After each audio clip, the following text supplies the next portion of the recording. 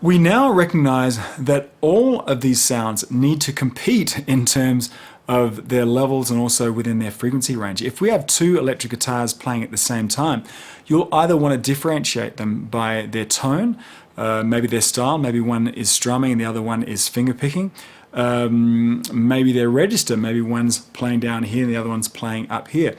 It's really kind of like choreography. You either have dancers doing complementary styles or they are in unison, but it's one or the other.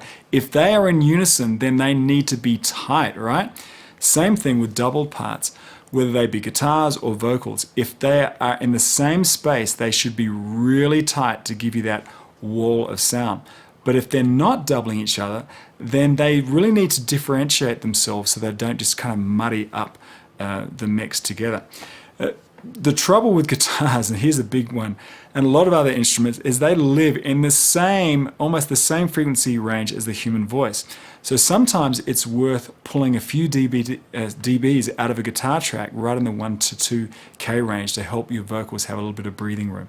This is called scooping, and it can be really handy to make some sonic room for certain elements in your mix.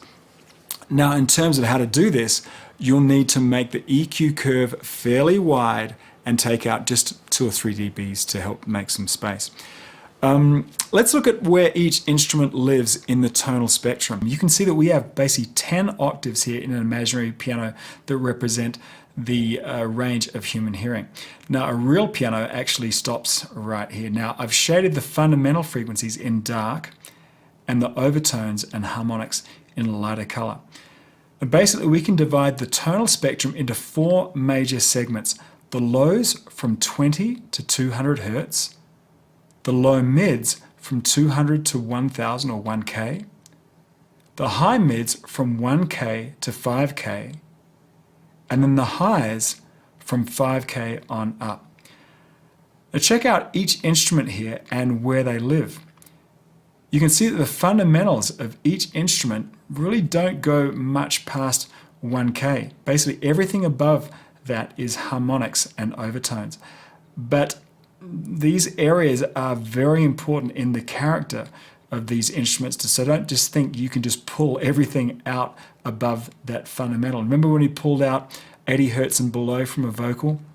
Well, you might look here at the female vocal and say she stops at about 1.4K. Why can't I just take everything from that point above and just suck it out? No, because you're going to lose a lot of the parts of the character that really make that its sound. If you want to accentuate certain frequencies, then I would make a semi-wide curve and boost just a few dBs. A favorite of mine is to boost a little 2K on the kick drum to get that kind of that smack out of the beater. Now you might think this is in the vocal range. Well, it is, but the kick drum's transient is really short and it won't get in the way too much. But the really valuable thing about boosting the smack of a kick drum is that you can actually make the kick drum sound so much more present and louder without boosting up the fundamental volume, which takes up a lot of power to do that in low frequency. Low frequency elements like kick and bass have to move a lot of air, so if you can increase their perceived loudness by boosting some of their higher frequencies, overtones, then all the better. Now, if the snare is sounding a little bit thin, I'll quite often bring up a little around 200 Hertz where the kind of the tubbiness of that snare lives. A vocal can sometimes stand to have a 5K and 14K boosters to give them a little air. I have a bunch of tips and tricks in our EQ recipes on the bonus disc. Feel free to try them out, but don't boost too much of these more than just a few dB, or you'll start to introduce some brand new problems you have to deal with. The whole purpose of really building a mix is to have each part heard, but sometimes you might need to make a judgment call and just 86, just pull some instruments out. If 2 instruments are playing within the same frequency range at the same time, one will tend to mask the other. You can try to change the tone of one of those instruments with EQ. Maybe I think probably the best thing to do is put your arranger hat on and go back and re-record one of those tracks so they play off of each other, not exactly